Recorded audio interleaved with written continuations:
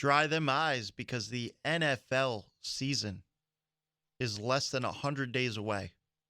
Incredible to think that we are now 4 months removed from the highly anticipated Super Bowl. And think about it, 2 years ago, around this time, Matt Stafford was traded to the Los Angeles Rams. And I came on this show and immediately told you, I thought they were Super Bowl contenders 2 years ago. They got Matt Stafford. Game over. Game over. And now we are 4 months removed from that trade all being worth it. And, the general manager for the Rams, and I can't use this type of language on air, but F them picks is what he basically said. And went all in on Matt Stafford, got rid of Jared Goff, attached 2 first-round picks to that horrendous contract at the time, and brought in Matt Stafford, and it paid off big. They pushed the chips in, poker style, all in, and it paid off with a big-time victory in the Super Bowl. A lot of people want to credit Cooper Kupp, which he did a tremendous job as well, but the connection between Cooper Kupp and Matt Stafford late in that game, making that no-look pass, something that Cooper Kupp actually talked about that he was making in the preseason. He was making at the OTAs in training camp before that season started, that he was making that type of throw. That was muscle memory. He knew exactly where Cooper Kupp was going to be and when he was going to be there. That was that kind of throw. That's where all the work comes in the offseason, that leads to a great season like that. So we are less than 100 days away from the NFL season. And I want to start off in the AFC because I don't like power ranking teams 1 through 10. I'm going to give you my playoff rankings, Super Bowl, playoff contender, or better luck next season. And there's going to be some surprises on here. Let's start off with your better luck next year's. The New York Jets, I think they've done a tremendous job bringing in Garrett Wilson and getting Zach Wilson some help. I can't wait to hear the Wilson to Wilson. They brought in 3 tight ends, not 1, not 2, but 3 tight ends, 1 in the draft, 2 in free agency. I think that's going to help tremendously, especially in a run zone scheme that they like to run, that Kyle Shanahan West Coast type of offense. That's going to help tremendously. More 12 personnel on the field. It's going to get people out and running. It's going to help Zach Wilson so much more. That being said, I don't think they can make a Cincinnati Bengals type of jump from one year to the next. But this is a team to keep an eye out. They're not going to be a playoff contender, but they're going to be a tougher out. Let's be honest with that. Next on to better luck next year, the Houston Texans. This season for the Houston Texans is all about Davis Mills, a former 5-star, went to Stanford, has an injury history, tremendous talent, was drafted by the Houston Texans, played tremendously last year, has a great connection with Brandon Cooks over there. But is he the answer? You got 2 first-round picks, so you could easily figure out this is the year. I have 2 first-round picks going into next year. I moved off from Deshaun Watson and whatever's going on with him on and off the field. He didn't want to be here. You know what? Good riddance. You don't want to be here. We don't want you here. They got a great pile of draft picks from the Cleveland Browns, and now they can go anywhere they want. You have Bryce Young and C.J. Stroud potentially being in the NFL draft next year. Texans need to figure out, is this the answer at quarterback? Do we build around Davis Mills or say, you know what, as good as he is, we don't trust him to take us to the next level. Let's get a C.J. Stroud. Let's get a Bryce Young, a Will Levis from Kentucky. Let's get one of these guys that are going to be a known commodity coming out of college that look like potential franchise-altering quarterbacks. We have 2 first-round picks. We'll move up if we need to do it. But we need to know the answer now. Is Davis Mills the answer for the Houston Texans? That being said, they're not a playoff team. This is not a playoff year. This is a Davis Mills year. Next on the list, Jacksonville Jaguars. I love Doug Peterson. I love anybody that watched the Jaguars game. T-Law, Trevor Lawrence. There was at times where he looked like the game was a little too fast for him, which is to be said for a rookie when you come into your first NFL season. The game can be a little fast. That being said, if you actually watch Jacksonville Jaguars game, which being here in New York, I know it's tough to watch out of market games and yada, yada, yada. They weren't primetime games because they're the Jacksonville Jaguars. T. Law has the look of a franchise quarterback. He's made throws that only a handful, the elite quarterbacks, can make. He's made them on the run. And guess what? He's spent a lot of time on the run because that offensive line needed to be revamped. I think Doug Peterson's going to do a good job of getting the most out of the guys that he has there. I think they've done a gradual upgrade for this team. I think they still have a long way to go in adding talent. They added some gradual pieces at the wide receiver. They're getting Travis Etienne back. They're going to have James Robinson back there at the running back position. That should help T-Law. Ultimately, this is not a postseason team just yet, but I feel that we are going to look at this team a lot differently than we did last year under Urban Meyer and co. And, as long as Urban Meyer lasted. But Doug Peterson's the right guy. He's going to get the most out of his players. He's going to have a team-first mentality. He's going to want a brotherhood in the locker room. And that's really going to help the Jacksonville Jaguars build a culture and potentially a winning culture on their way to gradually getting better and ultimately being a consistent playoff team. Last on this list, this is going to surprise you. The Pittsburgh Steelers, better luck next year. And the reason that I say better luck next year for the Pittsburgh Steelers is because I don't know what they're going to get from Kenny Pickett. I don't know what they're going to get from Mitchell Trubisky. I know the defense is great over there. The offense is good over there, but it all comes down to what you're going to get from the quarterback helm. This is a league where quarterbacks win. And as great as that defense is, you need a quarterback to make big-time plays when the time comes. Now, not to say Kenny Pickett can't be the answer, but you take a look at his career trajectory and what he did in college, he got better year by year by year by year. That's what's going to happen with Pittsburgh. If he's a day one starter or a season one starter, he's going to have some growing pains. And as good as Mike Tomlin is, as great as defensive minds as they have there, offensively, I don't think they get enough from Kenny Pickett. I don't think they get enough from Mitchell Trubisky. And I could be wrong. They could be a playoff team, but I don't see them going into the season as a playoff contender for that reason, because I do not know what I'm going to get from the quarterback position, especially with a rookie back there. Playoff contenders, we're going to go through this real quick. New England Patriots. You do not pick anything but Bill Belichick. You believe in Bill Belichick. Mac Jones looks like he could take the next step. They got some wide receivers in there. You brought in some wide receivers via trade, via draft. You got some pieces there. Now it's time for Mac Jones to step it up, take the next level. It's no longer about not losing the games. You saw what happened against Buffalo in the playoff game. You need to have Mac Jones be able to win you games. And I've seen him do it.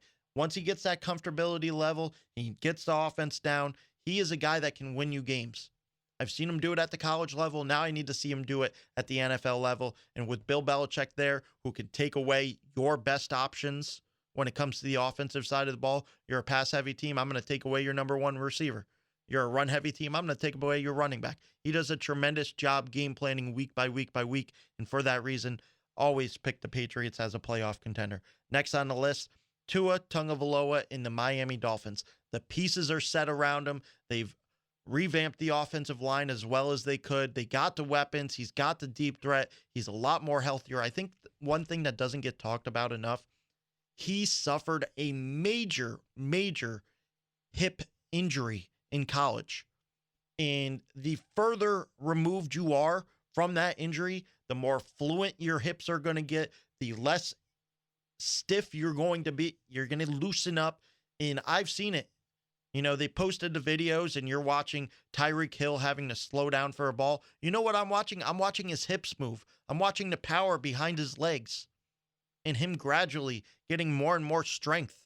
And you'll see it throughout the OTAs, throughout the training camp, throughout preseason, into the season, that you'll see more strength, lower body strength from Tua Tagovailoa. They got the pieces. They're a very good defensive team, a very solid special teams, and I think they could be special on the offensive side of the ball if Tua brings what he could do at Alabama here. Next on the list, Cleveland Browns. The reason they're a playoff team is because they are a well-built roster. The problem is, who is going to be their quarterback? And if it is Deshaun Watson and not Jacoby Brissett or Baker Mayfield, what are you going to get from Deshaun Watson, who took a year off from football? You can't take a year off from football and expect to just step in and not have any trouble. So you see him struggling a little bit in OTAs thus far. That's to be expected. New team, new teammates, new offense. You haven't played in a year. That's to be expected.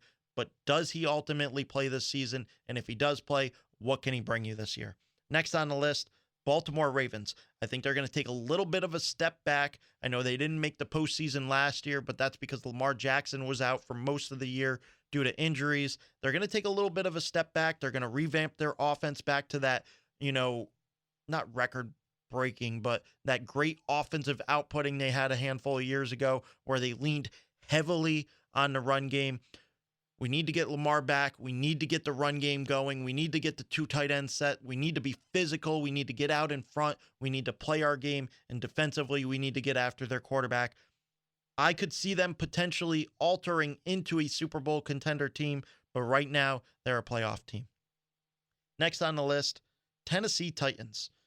Reason they're a playoff contender is because they got a well-built organization. They have a great head coach. Ryan Tannehill's good, just not good enough to make you a Super Bowl contender. They're going to take a step back. Anytime you lose an all-pro like A.J. Brown, you're going to take a step back. I think Treylon Burks ends up doing a tremendous job in his rookie year, but ultimately, I do not trust Ryan Tannehill when push comes to shove. If the run game's not going, Ryan Tannehill ain't going nowhere either.